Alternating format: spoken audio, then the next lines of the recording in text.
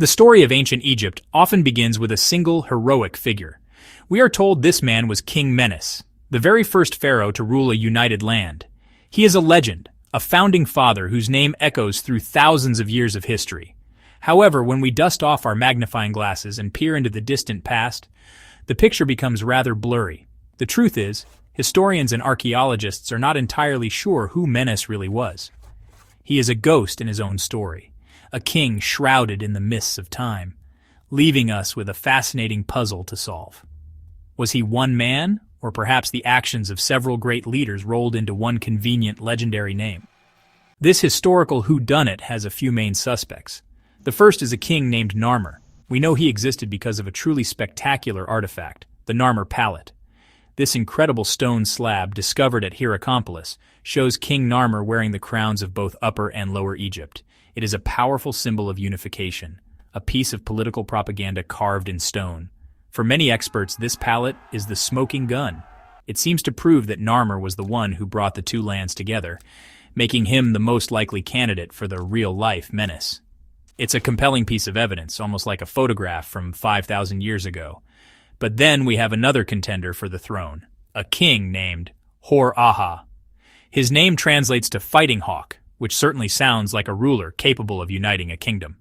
Some ancient king lists, which are our primary written sources, seem to suggest Hor-Aha was the first king of the first dynasty.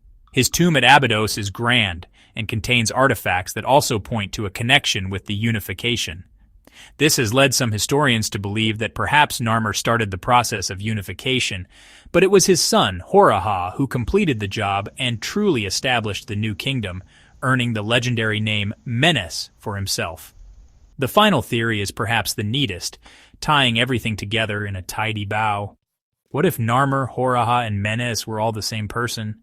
It's possible that Narmer was his birth name, Hor-Aha was his throne name, and Menes was a personal name or an honorific title that meant he who endures. In the world of ancient Egyptian royalty, having multiple names was quite common. This theory would explain why different historical sources mention different names for the first king. It elegantly solves the mystery by suggesting we are not looking for three different men, but rather three different names for one extraordinary founding father. The name Menes itself is packed with meaning, offering a clue to his enduring legacy.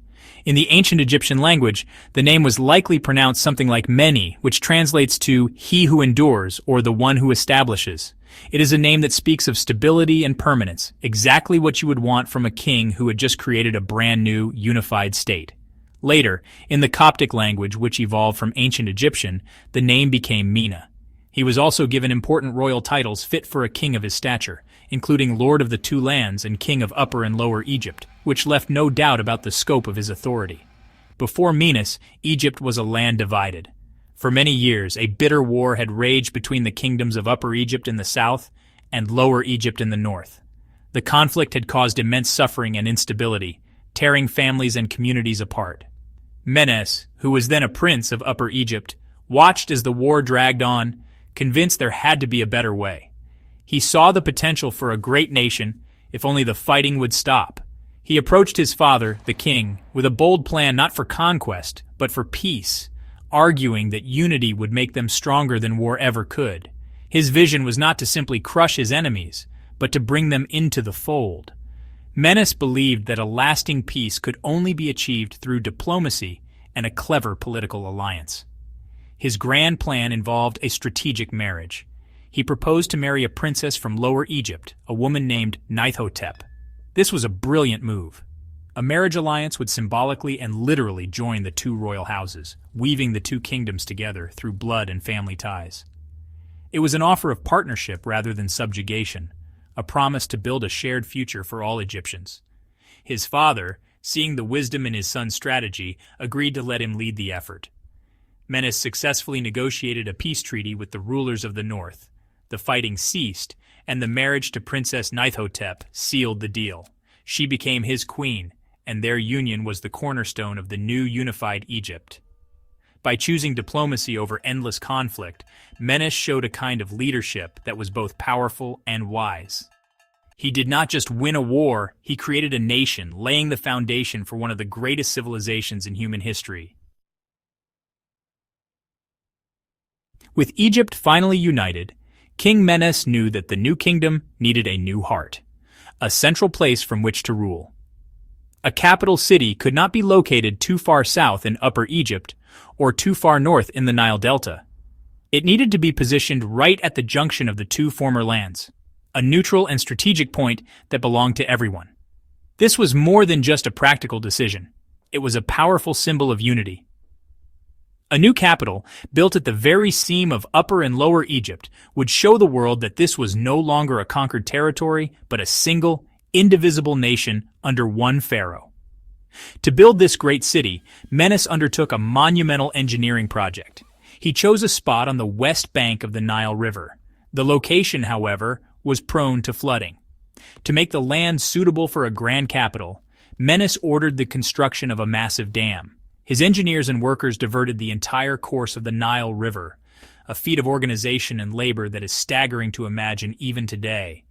By redirecting the mighty river, they created a large, protected floodplain where the new city could be safely built. This act alone demonstrated his immense power and his commitment to establishing a permanent center for his kingdom. The new capital was called Men-Nefer, which means enduring and beautiful. Over time, the Greeks would call it Memphis. The city quickly became the political, religious, and cultural center of Egypt. It was home to the royal palace, grand temples dedicated to the god Ptah, and the administrative offices that ran the kingdom. From Memphis, Menes and his successors could manage the country's resources, oversee trade, and command the army. Its strategic location made it the perfect hub for controlling the entire length of the Nile, from the southern cataracts to the northern delta. The founding of Memphis was one of Menes's greatest achievements, a physical manifestation of his unified Egypt. The city would remain Egypt's capital for more than 8 dynasties and a major center for thousands of years. It was a bustling metropolis, a beacon of Egyptian power and ingenuity. By building Memphis, Menes did more than just create a city. He gave his new nation a focal point, a place that would nurture its identity and secure its future. The white walls of Memphis became synonymous with the power and endurance of the pharaoh himself. For 62 years, King Menes ruled over the unified Egypt he had forged. His long reign was a period of peace and growing prosperity. He established the laws, traditions, and institutions that would define Egyptian civilization for millennia to come. He was the founding father, the first in a long line of pharaohs who would be seen as living gods on earth. His legacy was secure, his name forever etched into the story of his people. He had brought an end to war, built a magnificent capital city, and created a stable kingdom that was the envy of the ancient world. His life's work was complete and successful beyond measure. However, the story of his death, as told by the ancient Egyptian historian Manetho, is as dramatic as his life was foundational. According to the legend, the end for the great King Menes did not come peacefully in his palace bed, surrounded by his family. Instead, it came during a royal hunt, a popular and often dangerous pastime for the pharaohs. While hunting in the Fayum Oasis, a lush and wild area teeming with wildlife, the king reportedly had a fateful encounter.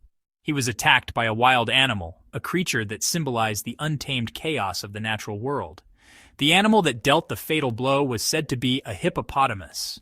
In ancient Egypt, the hippo was a creature of immense power and danger. It was associated with the god Set, the deity of chaos and violence. For the first pharaoh, who represented divine order, to be killed by a creature representing chaos is deeply symbolic. It is a dramatic and memorable tale, a story that would have captivated ancient audiences. The image of the great unifier being carried away by a rampaging hippo is both shocking and strangely fitting for a king of such legendary status. Whether this story is literally true is, of course, impossible to verify. It is very likely a legend, a dramatic flourish, added to the biography of a semi-mythical king. No archaeological evidence has been found to confirm this specific cause of death. Perhaps the story was a way to explain the passing of a larger-than-life figure, giving him an ending as epic as his beginnings. True or not, the tale of Menes and the hippopotamus serves as a powerful final chapter, reminding us that even the greatest kings who impose order on the world are ultimately subject to the wild and unpredictable forces of nature.